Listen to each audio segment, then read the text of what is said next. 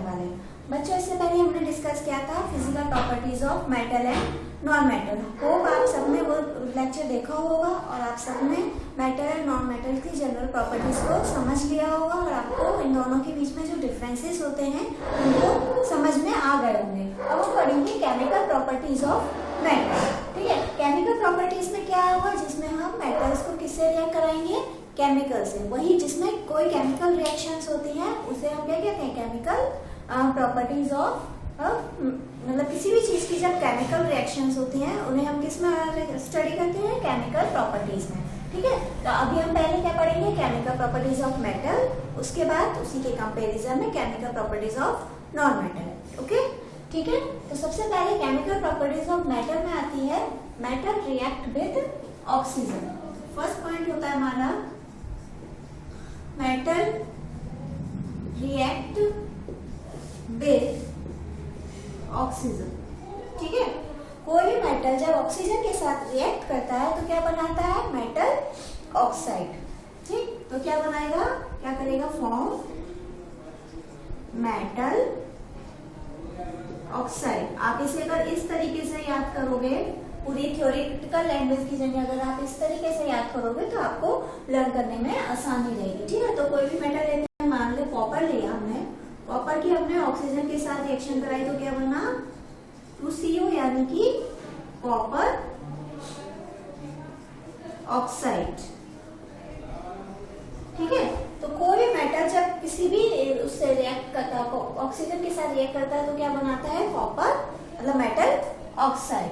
अब बच्चों metal oxide क्या होते हैं, एसिडिक, जनरली बेसिक नेचर के होते हैं, लेकिन कुछ मेटल ऑक्साइड क्या होते हैं, एसिडिक नेचर के होते हैं। तो क्या हो गया, मेटल ऑक्साइड का नेचर हमारा क्या होता है, basic as well as acidic. तो जो मेटल बेसिक और एसिडिक दोनों प्रॉपर्टीज शो करते हैं उन्हें हम क्या कहते हैं, एम्फोटेरिक ऑक्साइड। क्या बोलते हैं, एम्फोटेरिक ऑक्साइड। इसके एग्जाम्पल क्या है हमारे, एल्यूमिनियम, जिंक। जैसे कि एल्यूमिनियम ऑक्साइड यानी कि Al2O3 और जिंक ऑक्साइड। ठीक है, ये हमारे क्या हो गए, एम्फोटेरिक ऑक्साइड। ये क्वेश्चन आपसे बोर्ड एग्जाम में जनरली पूछा जाता है, तो इस क्वेश्चन को आप क्या करेंगे, अपनी कॉपी में क्या लिखेंगे, इम्पोर्टेंट। ठीक है, क्या होता है एम्फोटेरिक ऑक्साइड, जिनमें एसिडिक और बेसिक दोनों की प्रॉपर्टीज पाई जाती हैं, उन्हें हम कहते हैं एम्फोटेरिक ऑक्साइड। इसके एग्जांपल हमारे क्या है, एल्यूमिनियम ऑक्साइड और जिंक ऑक्साइड। ओके फाइन, ये हो गई metal react with oxygen. Next property है हमारी मेटल रिएक्ट विद वाटर। ठीक है, मेटल रिएक्ट विद वाटर। जब मेटल ऑक्सीजन के साथ रिएक्शन करता है तो क्या बनाता है, मेटल ऑक्साइड। और जब मेटल वाटर के साथ रिएक्शन करेगा तब क्या बनाएगा, मेटल हाइड्रोक्साइड। जैसे कि सोडियम, इसकी रिएक्शन हमने कराई वाटर के साथ। ठीक है, तो क्या हो गया, क्या बना, सोडियम हाइड्रोक्साइड प्लस हाइड्रोजन और प्लस हीट। जिन रिएक्शंस में हीट निकलती है उन्हें हम क्या कहते हैं, एक्सोथर्मिक रिएक्शन। क्या बोलते हैं, एक्सोथर्मिक रिएक्शन। तो ये रिएक्शन क्या हो गए हमारे, एक्सोथर्मिक रिएक्शन। अब बच्चों ये क्या है, सोडियम। सोडियम ना बहुत ज्यादा रिएक्टिव होता है। अभी मैं आपको रिएक्टिविटी सीरीज के बारे में बताऊंगी नेक्स्ट लेक्चर में, तो आपको पता चलेगा कि कुछ मेटल्स क्या होते हैं, बहुत ज्यादा रिएक्टिव होते हैं और कुछ लेस रिएक्टिव होते हैं। ऐसा क्यों होता है ये मैं उसी लेक्चर में क्लियर कर दूंगी आपको। तो क्या होता है, जो रिएक्टिव होते हैं वो जो कोल्ड वाटर, सोडियम है, सोडियम को अगर आप ऐसे ओपन एरिया में कभी नहीं रखा जाता, उसे किसमें रखा जाता है, केरोसिन के तेल में केरोसिन में रखा जाता है। क्यों रखा जाता है, क्योंकि अगर इसे आप ओपन रख दोगे तो वो फौरन ऑक्सीजन के साथ रिएक्ट कर जाता है, मतलब उसकी जो रिएक्टिविटी है बहुत ज्यादा हाई होती है। तो जो मेटल्स ज्यादा रिएक्टिविटी वाले होते हैं वो तो कोल्ड वाटर के साथ भी रिएक्ट कर जाते हैं, और कुछ मेटल्स क्या होते हैं जिनकी रिएक्टिविटी कम होती है, वो किससे रिएक्ट करते हैं, स्टीम से रिएक्ट करते हैं, तो ये डिपेंड करता है कि इनकी रिएक्टिविटी कैसी है। ठीक है, अब हमारा नेक्स्ट आता है पॉइंट, जैसे कि एल्यूमिनियम है, एल्यूमिनियम की रिएक्टिविटी कम होती है, तो ये किससे रिएक्ट करता है? स्टीम से रिएक्ट करता है। ठीक है, और स्टीम से रिएक्ट करके क्या बनाता है? एल्यूमिनियम ऑक्साइड और वाटर। ठीक है, क्लियर है इतना? आपको समझ में आ गया क्या होता है? अब हम जब ये पढ़ेंगे कि ये क्या कहते हैं, इसकी रिएक्टिविटी सीरीज के बारे में पढ़ेंगे, तो आपको ये भी क्लियर हो जाएगा कि कौन सा मेटल ज्यादा रिएक्टिव होता है और कौन सा मेटल लेस रिएक्टिव होता है। अब हम आते हैं next, metal react with acid. Metal react with acid. ठीक है, जब भी हम किसी मेटल को, ये तो आप पहले भी पढ़ चुके हो, न्यूट्रलाइजेशन रिएक्शन में जब भी कोई मेटल एसिड के साथ रिएक्ट करता है तो क्या बनाता है? सॉल्ट बनाता है ना।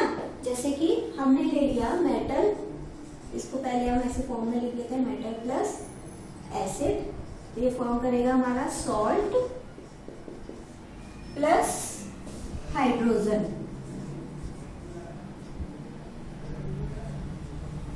ठीक है, अब मेटल हमने ले लिया, मान लीजिए मैग्नीशियम को ले लेते हैं, इसकी रिएक्शन कराते हैं हाइड्रोक्लोरिक एसिड के साथ। ठीक है, तो ये बनाएगा MgCl2 प्लस हाइड्रोजन।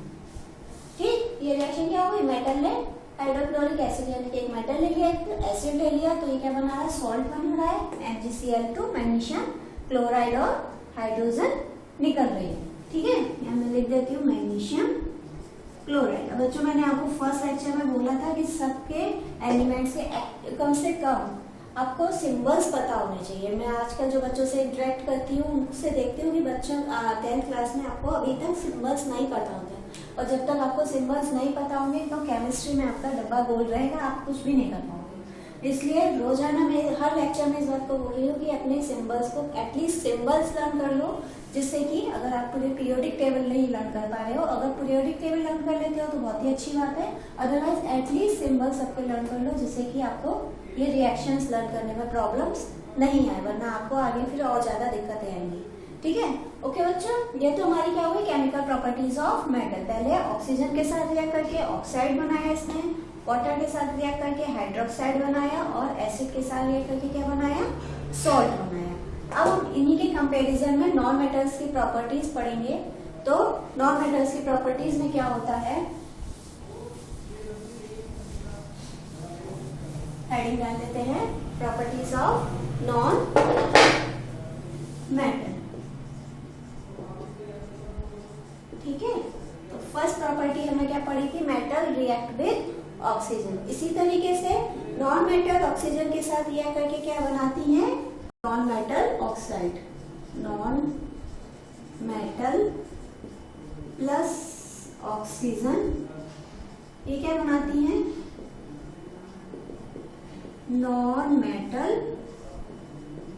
ऑक्साइड। ठीक है, जैसे कि कार्बन ने ऑक्सीजन के साथ रिएक्ट किया तो उसने क्या बनाया? Carbon dioxide. क्या हो गया ये? Non metal oxide. सिंपल है, कोई कंफ्यूजन नहीं है। दूसरा हमारा आता है non metal react with water. Non metal जब वाटर के साथ रिएक्ट करती है तो ये क्या करती है? हाइड्रोजन गैस को प्रोड्यूस करती है। ठीक है, तो non metal react with water and acid to produce hydrogen gas. Fine. अब आता है नॉन मेटल जो होता है वो किसी भी सॉल्ट सॉल्यूशन के साथ रिएक्ट करता है। ठीक है, non metal react with salt solution. ठीक है, जब भी नॉन मेटल किसी सॉल्ट सॉल्यूशन के साथ रिएक्ट करेगा तो जितना ज्यादा वो रिएक्टिव होगा, रिएक्टिविटी उसकी जितनी हाई होगी वो उसी के जितना रिएक्टिव होगा वो उतना ज्यादा आपसे सॉल्ट सॉल्यूशन के साथ रिएक्ट कर जाएगा। ठीक है, तो ये हमारी बेसिक प्रॉपर्टीज है नॉन मेटल की। मेनली हमारा फोकस किस पर रहेगा, मेटल्स पर। मेटल्स पर क्यों रहता है, क्योंकि इनकी अकरेंस हमारी ज्यादा है और इनके बारे में मतलब जो मेटल्स हैं इनकी केमिकल्स और इनके आगे यूजेस ज्यादा रहते हैं, इसलिए इस पर आपको ज्यादा फोकस करना है। एग्जाम में क्या होगा, एग्जाम में क्वेश्चंस कैसे आएंगे, आपसे पूछा जाएगा मेटल्स और नॉन मेटल्स में क्या डिफरेंसेस है, जो आपको इससे जो लास्ट लेक्चर था उसमें मैंने आपको जो फिजिकल प्रॉपर्टीज बताई थी उनके बेसिस पर बताना है। उसके अदरवाइज कुछ पूछा जाएगा केमिकल प्रॉपर्टीज में, तो मेटल्स की केमिकल प्रॉपर्टीज पूछी जाएंगी। एक शॉर्ट क्वेश्चन आज मैंने आपको बता ही दिया कि एग्जाम में ये जरूर आता है कि एम्फोटेरिक ऑक्साइड्स क्या होते हैं, ये आप इसको लर्न कर ही लोगे, ठीक है। इसके बाद एनसीईआरटी की कुछ एक्सरसाइज में क्वेश्चंस हैं जिनको आपको सॉल्व करना है और उनके बेसिस पर अपने आप को जज करना है। बच्चों ये सब चीजें देखने का फायदा तभी है जब आप बुक को भी रीड करते हो। अगर आप बुक को रीड नहीं करते हो, केवल सिर्फ इन्हीं लेक्चर्स को देखोगे तो आपका अच्छे से समझ में नहीं आएगा। कोई भी चीज अगर सामने देख रहे हो, उसको समझ रहे हो, उसके बाद आप उसको खुद से डील कर रहे हो तो आप उन चीजों को अच्छे से समझ सकते हो। तो इसके लिए बहुत अच्छा आपके लिए मैं सजेशन यही दूंगी कि आप इनके साथ अपनी खुद की एक्सरसाइज सॉल्व करते जाओ, जिससे कि आपको आगे जाके प्रॉब्लम्स ना आए और आप साथ के साथ ही अपनी जितनी प्रॉब्लम्स हैं उनको अपने आप ही डील करते रहोगे और जो दिक्कतें आएंगी वो आप उससे इंटरेक्ट करके सॉल्व कर सकते हो, ठीक है। ओके, अब नेक्स्ट लेक्चर में रिएक्टिविटी सीरीज पढ़ेंगे और आयन जो कंपाउंड्स होते हैं वो कैसे फॉर्म होते हैं इनके बारे में पढ़ाऊंगी मैं। ये बहुत ही ज्यादा इंपॉर्टेंट लेक्चर होगा, इसलिए उस लेक्चर यानी कि लेक्चर नंबर 10 को बिल्कुल भी मिस मत कीजिएगा। अभी आज आप इसको रिवाइज कीजिए, तब तक मैं नेक्स्ट लेक्चर के साथ आपके पास दोबारा आती हूँ। Okay, thank you.